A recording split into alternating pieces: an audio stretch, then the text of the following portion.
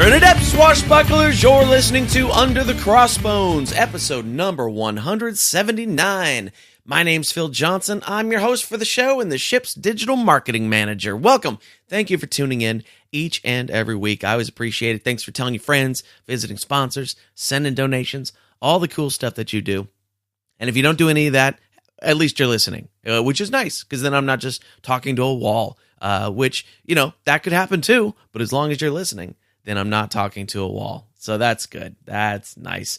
Here we are, episode number 179. Fun fact about the number 179. In the year 179, Marcus Aurelius allowed the first German colonist to enter territory controlled by the Roman Empire while he was trying to rebuild and repopulate a devastated area of the empire called Pannonia, which, I don't know, I feel like I want to live in a place called Pannonia, because it's just fun to say. And if you want to know more about that whole situation there, go find yourself a Roman history podcast, because this ain't it. Yeah, we're talking pirates, buddy. And I'm sure there's an amazing Roman history podcast out there somewhere. So go look that up, and you can find out more about Marcus Aurelius and Pannonia. I just want to say Pannonia a bunch of times, but it's tricky because I'm on a microphone, and those P's pop real hard. But I'm a professional. I know how to I know how to do it without messing it up. Anyway, my guests on the show today, I've got two guests for you on the show today. First, we're going to do a shorty with Jenai Marek, who you heard back in episode 128, just about a year ago today, back when Sergeant Pepper taught the band to play. And we're going to get an update from Jenai about all the new stuff she's got going on. She's got a new book coming out. We're going to talk some little Disney stuff. That did not go as expected. We're going to talk about the festival, the Pirate Festival in Galveston. She's starting to work on, and the fact that she is fully hurricane recovered at this point. So that is coming up real quick. And then after that, we'll be talking with Jess Dobie of Switch Sails, who is a sail making company in Australia. Yeah, we've never really talked sail making on this show before, so we're going to get that in today. So Jenai and Jess be coming up in just a second. If you're enjoying the show, come join us over on Facebook, facebook.com/underthecrossbones. On Twitter, we're at undercrossbones, and do hit that subscribe button in whatever you're listening to this on right now. Just go into your app, whatever your podcast app is that you're listening to, click that subscribe button. You get the brand new show every Tuesday as soon as it comes out. Me, busy, always. Did a few shows last week. Good stuff, hanging around the Bay Area, working out the material. I'm getting ready to film my new comedy special probably sometime in the late summer this year. And so it's just wrangling, just squeezing all the last few punchlines out of those premises that I can find and fixing the ones that, fixing the jokes that when I tell them, people hate me. There are a couple of those that not hate me, but they feel uncomfortable. So I'm trying to fix the uncomfortable jokes to make them slightly less uncomfortable.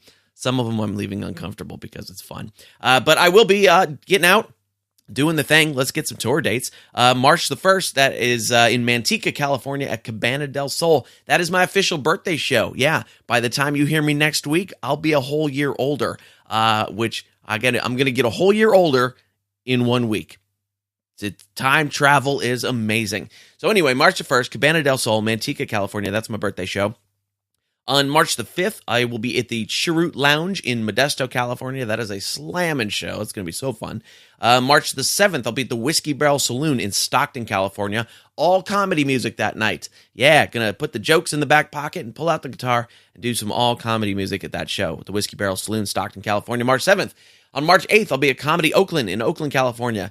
March the 13th, I will be co-headlining at the Greenery in Walnut Creek, California. Co-headlining with Chicago Steve Barkley that night. That'll be fun. He's great. On March the 14th, I will be headlining at the Bear River Casino in Lolita, California. Yeah, it's like 5 hours from my house, you guys. That's going to be a long drive for that gig for a one-nighter. Yeah, and if you were wondering where Lolita, California is, I don't know either. I had to look it up on a map. Also, why is there a city called Lolita? That seems bad. Anyway, Bear River Casino, March 14th, Lolita, California. It's going to be a fun show up there, I hope. And March 15th, I'll be at the All Out Comedy Theater in Oakland, California, doing some sort of challenge show where I have to tell jokes while competing in some sort of challenge. I don't know exactly what's happening with that show, but it'll be interesting. And we are sponsored today by T-shirts. Yeah, T-shirts from TeePublic. TeePublic is a company that works with independent artists who create T-shirts, and then everybody gets a little piece of the pie when you go out and buy some shirts for yourself. And I have curated a lovely collection of over 100 super cool pirate T-shirts for you. There's scary ones, there's sexy ones, there's funny ones, and they're all there for you to go pick up. They're reasonably priced and all done by cool independent artists. And you should go get some. To go see the collection that I have picked out for you, go to underthecrossbones.com/shirt. underthecrossbones.com/shirt. And you can see those shirts from TeePublic, all cool pirate shirts that I picked out just for you. Pick some up. We all get a piece of the action, and it's a nice thing to do. If you just want to hit the support page, you can do that too. underthecrossbones.com/support. Right in there, there's a little PayPal box where you can put in a donation of whatever donate kind of total you would like, whatever you would like. I would say maybe like the bottle of a price of rum. Since I don't drink rum, you just give me the money for the rum. There's an Amazon banner there. You click that Amazon banner, you go to Amazon, buy yourself something nice, and then Amazon kicks me back a few shekels.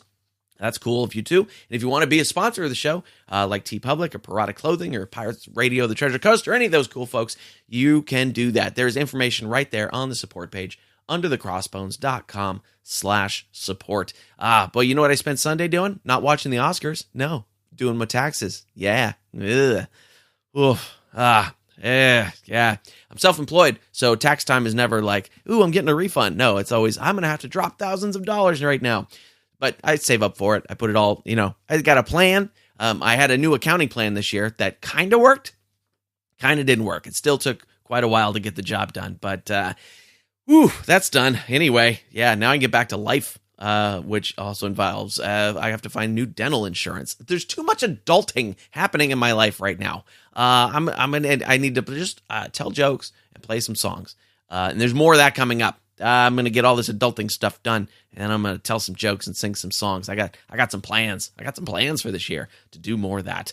All right, anyway, let's get into my interview, my talk, my little catch-up with Jenai Marek, author of the Gut the Sailor books. And you can find her at jenaimarek.com. And, of course, that link will be in the show notes. And we're going to find out about what she's up to. All right, here we go. Here's Jenai Marek. Let's start with the important thing. You're no longer living in a trailer in front of your house, right? Right. Excuse me. Right. Earlier, let's see. I want to say, when was that? It was probably April, May. We finally were able to move back in because the structure of the house was rebuilt finally. Great. Hurricane Harvey, it happened in 2017, and it took well into 2018 before we even were able to move back home. So we were out homeless for about 10 and a half months in total. Wow. Just because it took... when hurricanes wipe everything out, the demand for building supplies skyrockets. Sure. And so our contractors are competing with other contractors just trying to get the materials just to rebuild. So it took quite a while. My family was very fortunate that my dad had a fifth wheel trailer that he brought down from Washington State for us to live in so we could be on site and oversee these repairs. So that It was really an amazing experience for the family. And having an autistic son who was only 4 at the time, he's 5 now, he was able to stay with a grandparent during all that time. So everything worked out. We're back home. I'm back in my office and have finished my second book, and it's going to be published. It will be published on, May 1st, I think is its publication date. All right. So pre-orders will start in April. Those who have backed the Kickstarter campaign for this one, which I didn't plan on doing, but due to Hurricane Harvey, I had to turn to Kickstarter to help me with the publication costs. They will be getting books before it's even published. Oh, that's great. What's the name of the new book? The new book is Gut the Sailor and the Double the Pay. Nice. And the Kickstarter was successful. I had 30 backers. And it's actually, this particular Kickstarter campaign was really interesting. I had fewer backers than last time, hit about the same monetary goal. But I just, if this person is listening, I had a mysterious backer who calls him or herself the Flaming Widow's Captain. I did a Google search. I pulled some strings. I asked around the pirating community. Nobody knows who this mysterious pirate is. But this person donated $200 without asking for any reward. Oh, wow. That's great. I just want to say to him or her, thank you for having that much faith in me and getting the second book out. So, Flaming Widow's Captain, whoever you may be, thank you. That is fantastic. That's really great. So, book will be out in May. The Kickstarter people will get it a bit before then. Right. And where should people go to pre-order it? Pre-ordering should be set up through Amazon. Since I switched to Ingram Spark, which is the world's largest book distribution database, I don't know how long it's going to take for me to set that up. So I'm still in a learning curve since switching from the KDP printers to Ingram Spark. So we'll see how that goes. Okay. If I have to, I'll set up a pre-order section on my website somehow, but okay. I'll get that figured out the closer we come. Right now I am in the formatting stage. So the book hasn't even gone to the printers yet because it's still being formatted for the specific types of books.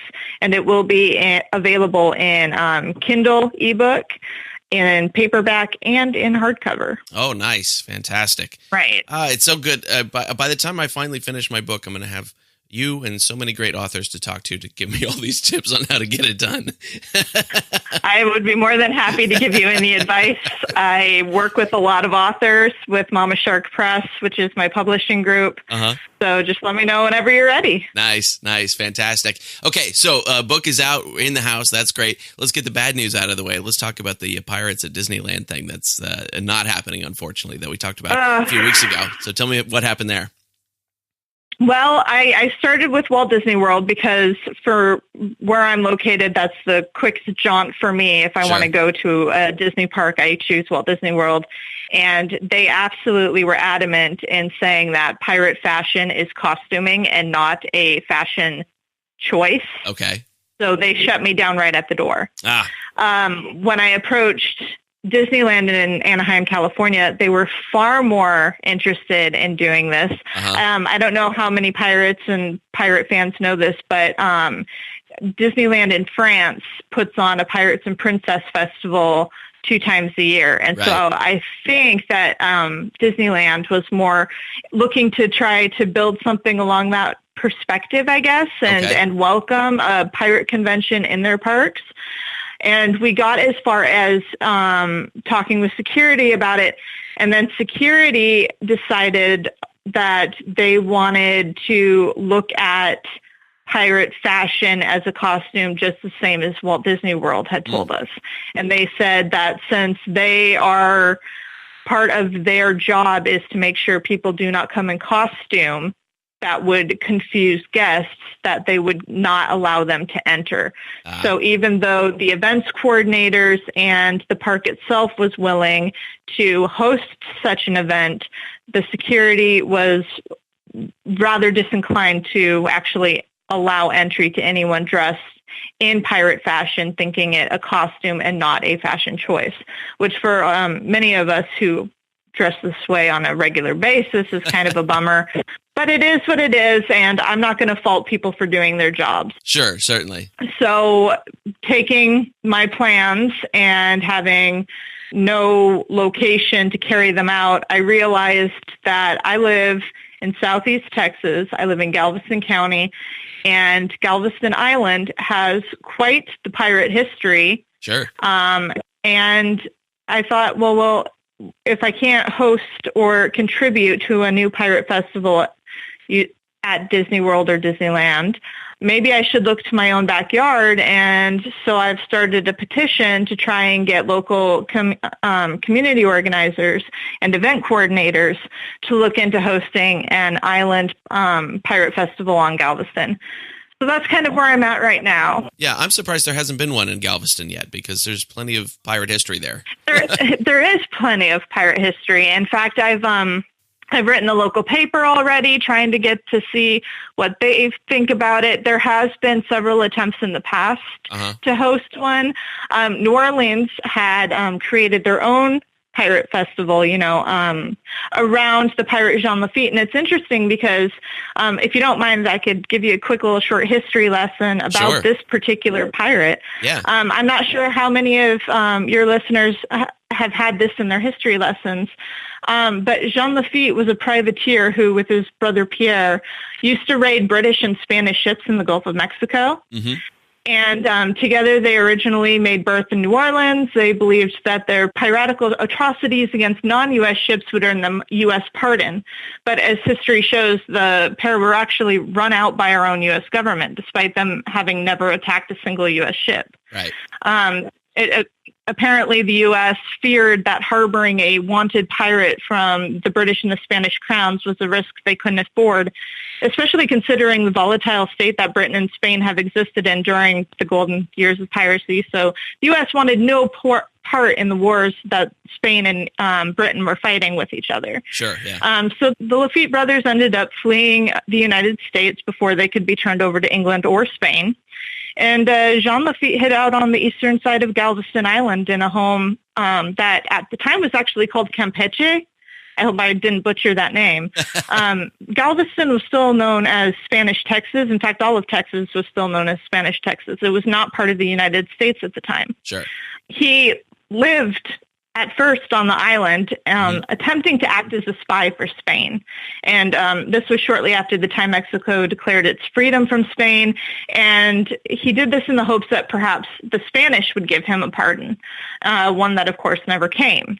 So this double denial of pardons brought some historians to believe that Lafitte decided to turn his back on Spain, too, and fought for Texas freedom from Mexico. Galveston remains to this day the final home of this infamous pirate Jean Lafitte, who inevitably met his end, attacking a warship disguised as a merchant ship off the coast of South America. Though Lafitte's body remains in the care of Davy Jones to this day, his final home still remains in the care of Galveston Island, Texas.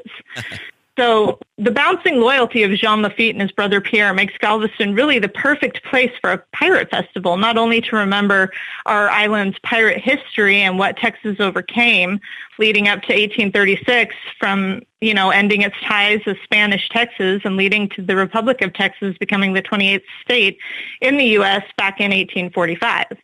Jean Lafitte was a major part of that turning point in history. And so that's why I kind of felt that my own backyard is the perfect place to honor his service, even if it was piracy, to the Republic of Texas and to Texas history as part of the United States. Sure.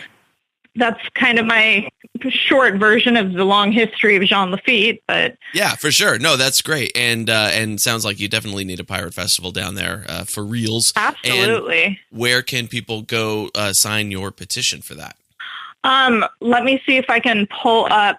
I have a petition link. I have been posting it on the Worldwide Pirate Community on Facebook. Okay. But if you go to www.thepetition.com/takeaction/832/562/625, that will take you directly to that petition. Okay. Great. And I'm sure you'll go ahead and put that link up on your website as well. Yeah, absolutely. Yeah, I'll put that in the show notes. I will also be adding a special page on my author website, JenaiMarek.com.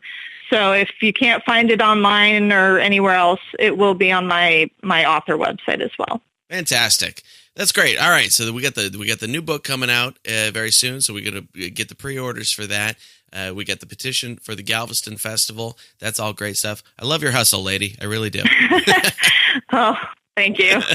I just want to do my part to expand knowledge about the history of piracy, the fantasy of piracy. I want to really kind of build that magic that I was drawn into when I was a kid.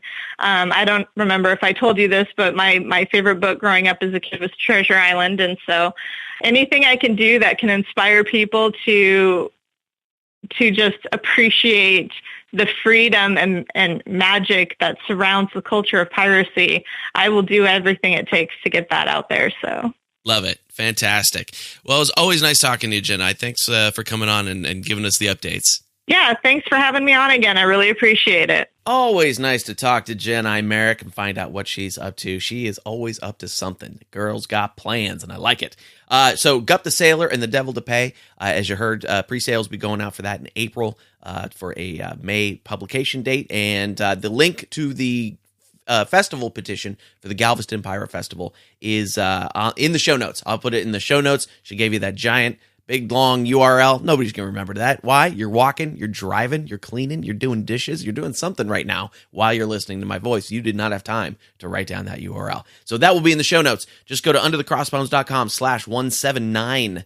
Or just go to underthecrossbones.com this week. It'll be on the front page. And you can get the link to sign the petition to get Galveston a pirate festival, as they rightly should. And of course, you can find more about Jenai Marek at jenaimarek.com. And she'll have the pre-sale stuff for the new Gup the Sailor book and all that kind of stuff there. And her name is spelled Jenai, Jenai, Marek, Marek, jenaimarek.com. Of course, all the links in the show notes. All right. So let's talk some sail making, right? We're going to get in a plane. We're going to go to the airport, whatever airport they have in Galveston. We're going to get on a flight, and we're going to fly all the way to Australia to talk to Jess Dobie of Switch Sails. Yeah, we've not talked sail making all that much on here, and I know very little about it, as you'll hear me say to her during our talk. Jess was suggested as a guest for the show by Alan McClintock, a listener to the show. Thank you, Alan, for that. I appreciate it. And the premise for bringing Jess on the show is that Switch Sails has made sails for some prominent pirate movies. However, due to contracts that they have with the film companies, they're not allowed to specify which films those are or what they did for them. So we talk a little bit about it and what goes into that process, but there's not as many specifics as you might want on that, or as I might have wanted on that, but that's okay. I think we can guess which films based on how many fantastically successful pirate films there have been in the last 10 years. You take a guess. Also, one thing, just to save you an email or a message, at one point, as I'm talking about the sailing sport in America, I call our big event here World Cup instead of America's Cup. And I realize it's America's Cup. I messed it up at the time, and I know World Cup is soccer, not sailing. But they both start with S, so whatever, whatever. But anyway, you don't have to tell me about that because I figured it out. All right, so here it is. Let's talk to Jess Dobie from Switch Sails. Tell me a little bit about your company, Switch Sails, and what you guys do. So we there's two of us, myself, Jess, and Adrian. We run our own little small business. Okay. Mainly building, we build yacht sails, but we also build all sorts of other bits and pieces. Basically, if it requires sewing, we sort of build it. Okay. Now, sail making is a very specific business. Tell me a little bit about your history and how you got to the point of we're going to open a sail making company. We've been involved in sailing since we were kids. Okay. And I suppose, just as, a further development of, wanting to make sure that you're sailing the fastest on the water, being able to develop your own sails is probably a natural progression because you can be heavily involved and do your own little tweaks and bits and pieces. So building your own stuff was just sort of happened. And then Adrian, he did his apprenticeship when he out of school. It's a 4-year trade here in Australia. Okay. I sort of fell into it after meeting Adrian. We were working for other people, but because we were racing sort of at elite level, it got quite hard to balance work and training. So we sort of it became easier to work for ourselves because then we could juggle life, and it wasn't like, I've got to leave early Friday, or I won't be around Monday, or I need to take a week off here, I need to take a week off there. Sure, yeah. Your bosses don't really like that.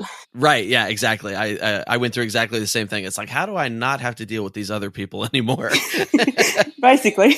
Okay, so you were sailing, and I imagine in Australia, sailing is sort of a big thing because you have so much coast there, and you were racing. Now, how did you get? Is the sail racing is sail racing as a sport, is that a bigger thing there than it might be in other places? We have a bit of it here with, we'll hear about World Cup and things like that, but we don't necessarily follow sailing a lot here. Is that a big sport there in Australia? No, it's probably okay. It's probably bigger in the States, and then Europe. Europe is where it's the center. Like, if you wanted to, follow it as a actual career, you have to. Okay. You can't stay in Australia. However, we have got probably some of the best sailors in the world here, but it's not well supported. Interesting. Yeah. So then how did you fall into it then? I wasn't really very good at any other sport.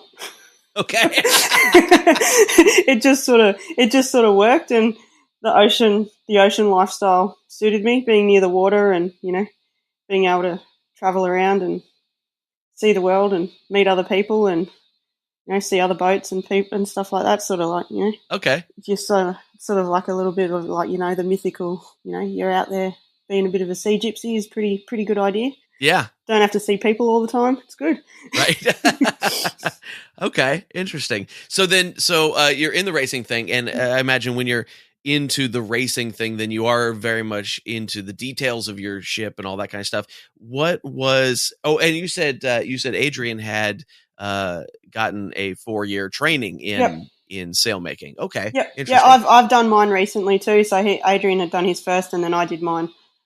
Okay. Not that long ago. So yeah, we're both qualified sailmakers. Okay. And so then from there, obviously, then it's a natural progression into starting your own business. Yep. What kind of competition do you have around you? Because I noticed on your website there you guys made a big point of differentiating yourselves from larger sailmaking companies. So who are those companies? Who's your competition? North Sails, probably there's a few big like global franchises and stuff like that, but yeah, we just try to we're sort of more into like not just like selling something to someone. We want them to be part of like almost like a family. Mm-hmm. We like to get to know their story, and you want them to end up being someone you want to go and have a beer or have some food or go off sailing with, rather than them being a customer. Okay. All right. Yeah. I imagine the wanting to go off sailing together is probably a pretty important part of that one. Yeah.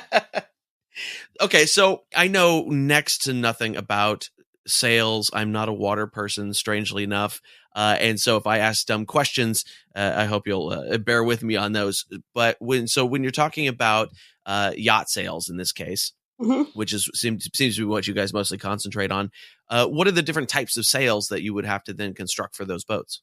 Oh, well, I suppose it depends on what what the person is wanting to do, like, because if, someone's wanting to go off and sail around the world, we'll tailor something for them that, is going to be very maintenance free. If someone wants something that's super high performance, you'd obviously, you just tailor it towards what the person wants and what sort of boat they've got. And also, if they want it to look really traditional, you want it to look like a pirate ship, we can do that. We've done stuff that looks like, your old school pirate sails. We've done that sort of stuff. Yeah, let's talk about those for a second. Yeah. So I know you guys have done some movie work, and I know we're not actually allowed to talk too specifically about what those movies are. No. But so when a company comes to you and they say we need really traditional old-looking sails, what is the difference between a traditional old-looking sail and one of the newer sails that you might put on a racing boat? Well, I suppose the older sails, they were probably the shape and the materials that we use. So generally, like the old ships their sails were square in shape, whereas now mostly they're triangles. Okay. Also, the fabrics that we used, they didn't have the stuff available that we have now. The ropes around, they had different methods of finishing them off. A lot of it was done by hand, and so we've had to do a lot of research and learn how to do the stuff, because you don't learn that anymore because we don't do it so much. It's very time consuming and a lot more, obviously more labor, so it's more expensive. So people don't want to pay for that anymore. But if it's for a specific, we want it to look like a 1700s, tall ship, we've done some of that sort of stuff. It's pretty cool.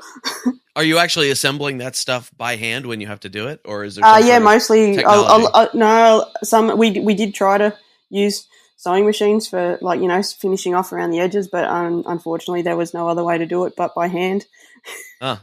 You just have a little sewing party and sit down and That's funny. Yeah. Is there any seafaring advantage to those old style sails over something newer, or is that strictly an aesthetic for making it look older? I suppose as far as like patching them up and, being able to repair something on the go, they're probably that side of things, because you can just sew, probably a little bit easier for as far as like, if you had a major catastrophe, putting them back together is probably a little bit easier. Also, probably depending on which direction around the world you're trying to go, there would be some advantages on having, the larger, squarer sails, like if you've got the wind following you. But the newer stuff is probably for all-round performance is a lot better. Okay. So let's talk a little bit about the newer stuff. What kind of, because I think most people, when we think of sails, we think, or at least those of us who don't know squat about sails, we go, yeah, it's a big bed sheet. We put it up on the ship and the wind blows at it. So there's got to be plenty of new technology going into sail making. Tell me a little bit about the what's on the horizon. What's the cutting edge in sail making? Cutting edge.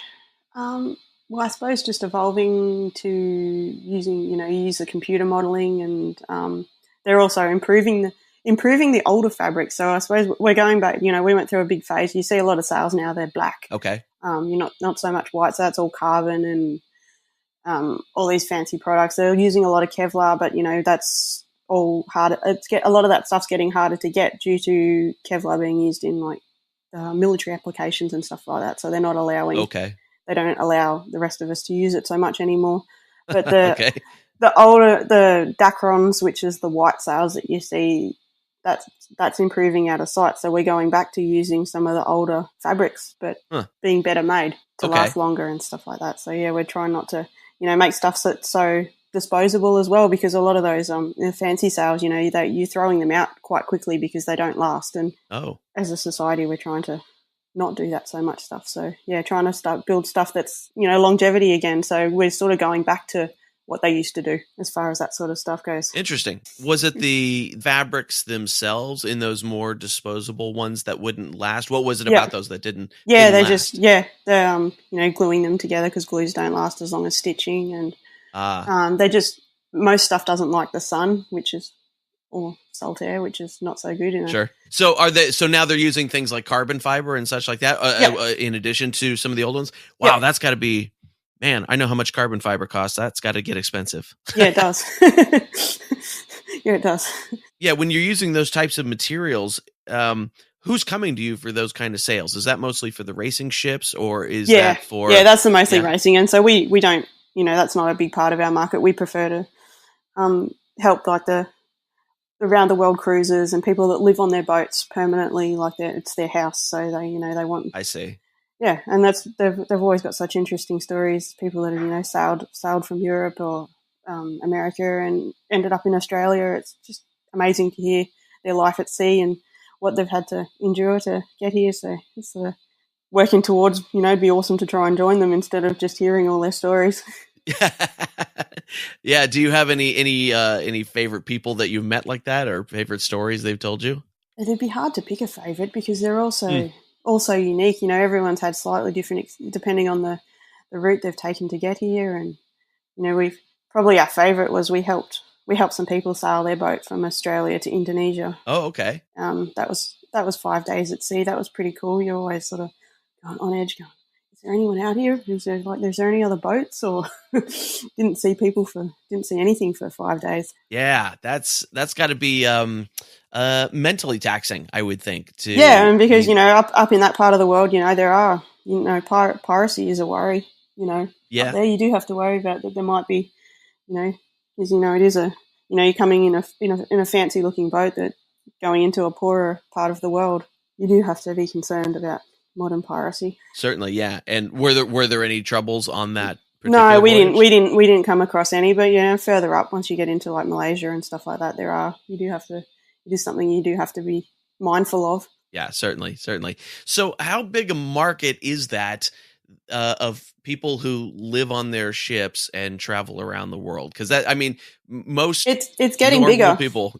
Is it really? Yeah, because previously, you'd start getting towards retirement age, and you'd buy yourself a Winnebago or a caravan, and you go off around land. And so a lot of them are, instead of doing that, they're doing it by sea. Huh. Yeah. So yeah, no, it is actually quite a large market now, and it's growing all the time. The world's becoming a smaller place as well, with you got YouTube videos and blogs and stuff like that. So a lot more people are seeing that it's a option. Yeah, well, that's true. I hadn't thought of that. Yeah, there is the sort of copycat nature of those types of things where you go, oh, that does look cool. Yeah, I know. I suppose it's quite easy to, people, go buy a boat and head off and without much experience, but it's not always that easy. Right. Yeah. It seems like there should be a discussion and some learning before that happens. Well, you would think so, but that's where we can help. Yeah. So do you run into people who come to you and are just really, really clueless about the process? Yeah. Yeah. So, we're happy to help out and advise where we can, or point them in the right direction to get some, just keep talking to people. Watch YouTube. YouTube's great. Right. So tell me a little bit about that process. So somebody comes to you and they need new sails for their ship.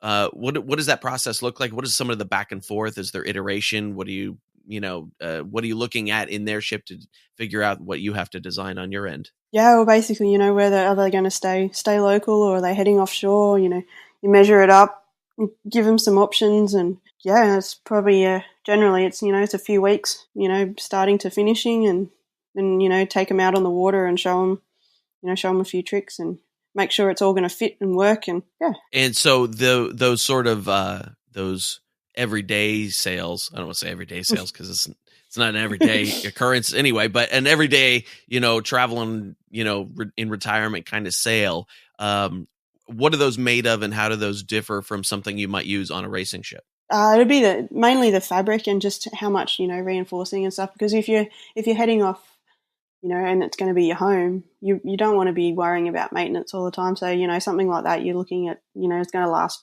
10 plus years, maybe more, Mm-hmm. Depending on how well you look after it, but as opposed to something lasting 12 months. Oh yeah.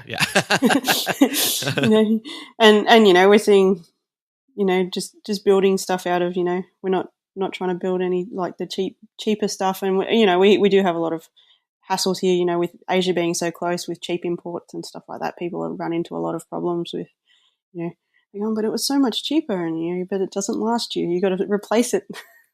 Right. So it's not cost effective. Is that a factor of sloppy manufacturing or cheap materials, or what's the difference there? Yeah, no, the workmanship, you can't fault the workmanship most of the time coming out of it. It's just using cheaper materials. And I see. So I'm sure there is somebody listening right now that needs new sails.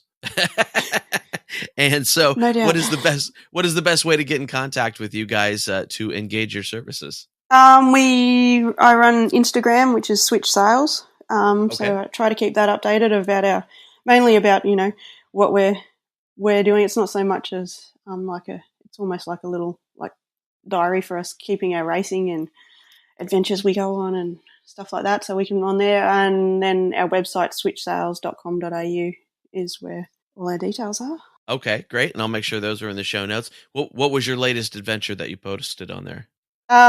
We did a race on the weekend, and it took 10 hours to go 50 miles. It was very slow and long, and the wind wasn't favourable. and I think I've nearly recovered, which is a good thing that it was this morning and not yesterday that we did this. Oh, okay. Some sore, tired bodies, but it was good. Good weekend on the water, lots of boats and lots of fun with mates, and it's awesome. It's a good lifestyle. Nice. Very cool. Very cool. All right. Well, I will make sure that the websites and all that stuff are in the show notes so people can come and see all the cool stuff you're doing and awesome. And be inspired to retire on their own ship and go somewhere. Yep. Well, thank you, Jess. I really appreciate this. It was really nice talking to you. It was good. And there it is, friends. That was my talk with Jess Dobie of Switch Sales. If you want to find out more about what they're up to, go to switchsales.com.au. Gotta have the .au in there because they're in Australia. So that was fun. And again, if you want to hear more about Jenai Marek, go over to jenaimarek.com and find out what she's up to. We're sponsored today by Pirate Radio of the Treasure Coast, WKKC-DB. Playing the best music of today's hits and yesterday's classics, and Pirate Radio Talk playing the best pirate shows, including Under the Crossbones, 24/7 and commercial-free. To listen, it's very easy. Go to pirateradiofthetreasurecoast.com or hit your favorite app store and pick up the Pirate Radio WKKC-DB app. That's for the music station. Or for the talk station, go to pirateradiotc.com or get the app, the Pirate Radio Talk app, in your favorite app store. Why did I say it like that? That's terrible. Or you can also talk to your Alexa or Google device. Just say, okay, Google, and it will, you can ask it to play Pirate Radio of the Treasure Coast, or Under the Crossbones, or take your garbage out, or cook your dinner for you. Alexa and Google will both do that. No, they won't. They'll do the first couple of those things, and later they'll do all those other things while they're spying on you. It's all brought to you by iTreasure Radio, the very best digital media from independently owned stations at iTreasureRadio.com. And that is our show for today, friends. Thank you once again for tuning in here at episode 179, which you can find at underthecrossbones.com/179 to get all the show notes about Jenai Marek's new book, the Galveston Pirate Festival petition that she's got circulating, links to Switch Sales and stuff about them. It's all going to be there in the show notes for you to catch up on. And next week, we're going to hear from Captain James Hawk of the crew of the Scarlet Fortuna. Yeah, Fortuna, not Fortuna. I always wanted to, I was like, which tuna is it for? It's Fortuna, not Fortuna. That's just me. All right, it's just the way my brain works. Just the way my brain works. But James Hawk will be on next week. We're going to talk about childhood literacy, because that's a popular pirate topic that all the pirates are talking about, is childhood literacy. Historically, most of the adults weren't. But anyway, they've got a great nonprofit work thing that they're doing there around childhood literacy and around pirate books and things like that. So that is going to be, you're going to love that talk. It's really, really great. And I've got some other ones on the calendar, and I'm not going to tell you about a bit yet because they are not in the can yet. But they're on the calendar, and I've got some cool people on the calendar. If you have any guest suggestions for me, feel free to hit me up, phil@underthecrossbones.com, or click on over to facebook.com/underthecrossbones, or Twitter, wherever you want to find me. I'm easy to find. And if you have a guest suggestion, or you have a thing that you do that you think might be a thing that a pirate audience would like, I am open to suggestions. Yes, always and forever. All right, so get that. Show notes again, underthecrossbones.com/179. Be good to each other out there, and next week I'll see you, and I'll be a year older.